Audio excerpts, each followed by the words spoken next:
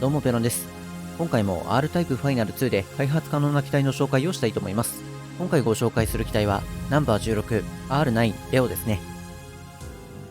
R9A の派生シリーズのレオはビットデバイスの強化に注力した機体となっており、波動砲の出力を犠牲に搭載されたサイビットという強力な特殊ビットが特徴の機体ですね。搭載されているレオフォースのレーザーも非常に強力ですが、サイビットはそのレーザーを追加で発射できるため、サイビットを失ってしまうとかなり辛い機体でもあります。また、サイビットは移動した方向と逆向きにレーザーを発射する性質があるため、フォースの付け替えを行わなくても後ろを攻撃可能な点も評価できるポイントですが、一番のメリットはビットの強化アイテムを1つ拾うだけで2つのビットを獲得できる点ですね。ステージ1からフル装備の状態で戦うことができるため、R タイパー以上の難易度でノーミスクリアを目指すなら大きなアドバンテージになると思います。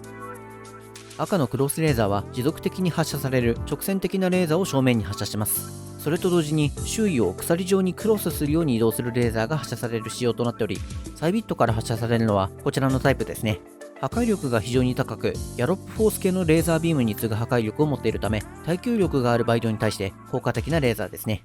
また、サイビットを失った場合の影響が一番少ないレーザーのため、他のレーザーよりもまたビットを拾うまでの復帰戦も戦いやすいと思います。青のリフレクトレーザーはフォースから3発、サイビットから2発の合計5発の長弾する弾が発射されます。バイドにぶつかっても消えずに長弾するため、壁がないステージでも意外と使い勝手は悪くないですが、3方向以上の壁がある場面ではトップクラスの殲滅能力を持った装備に化けますね。ただし一発の破壊力はないため、長弾を生かすことができない場面では他のレーザーを使った方が戦いやすいと思います。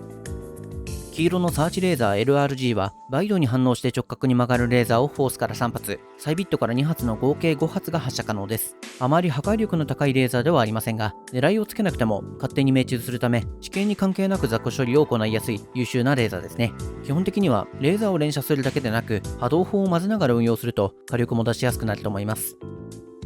フォースを切り離した後の状態はベーシックなタイプの弾幕型ですね。他の機体では雑魚処理やレーザーでは狙えない角度のバイドを処理するのに使えますが、波動砲の発射時にサイビットが地形を無視して体当たり攻撃を仕掛けるこの機体では出番はあまりないと思います。ただしこれはノーミスが前提の話なので、サイビットを失ってしまった時は頼る場面もあるでしょうね。なお、フォースを切り離した時のサイビットからは弱めのショットが発射されるため、ステージ 7.0 のエンドオブフォースとの相性はかなりいいと思います。ミサイルは追尾ミサイル、誘爆ミサイルの2種類から選ぶことができます。好みで選んで問題ないとは思いますが、汎用性の高い追尾ミサイルが無難だと思いますね。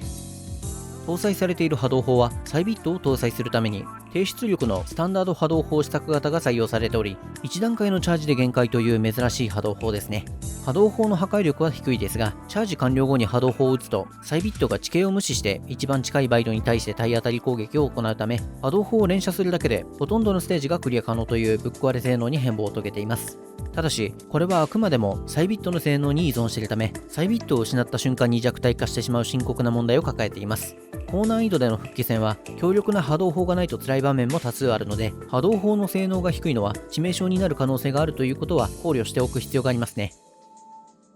レオは非常に優秀な機体ではありますが、性能の半分以上をサイビットに依存しているため、たった一度のミスがそのまま致命傷になる可能性がある極端な性能となっており、高難易度に挑戦する場合は死なない自信のあるプレイヤー以外にはあまりお勧めできない機体ですね。それに上位互換の機体には最強の機体であるレオ2が存在しているため、そもそもこの機体で遊ぶメリットがあまりなく、性能自体は優秀にもかかわらず不遇な扱いをされているこの機体で遊んでみてはいかがでしょうか。では最後までご視聴ありがとうございました。またね。